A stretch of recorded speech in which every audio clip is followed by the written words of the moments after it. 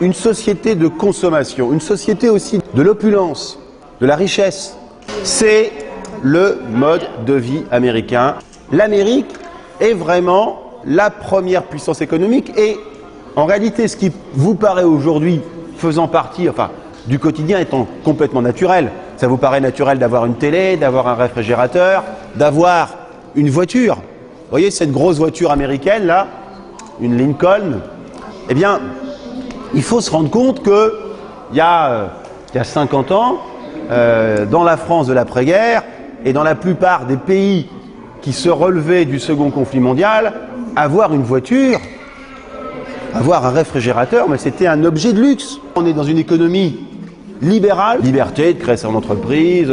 Dans les pays du bloc de l'Est, c'est l'idéologie politique qui compte. Et on met en avant, voyez-vous, pour inculquer un certain nombre de valeurs ou de théories politiques, des personnages comme Lénine.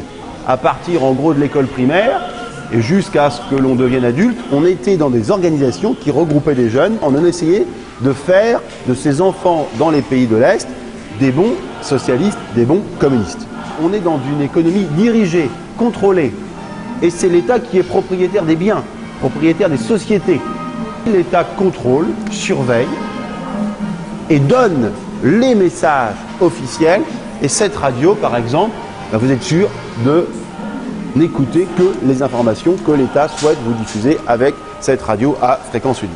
Dans tous les pays du bloc de l'Est, il est très difficile de consommer. Seuls ceux qui appartiennent au Parti communiste, qui sont les responsables ou les leaders politiques communistes, peuvent obtenir ces objets de consommation.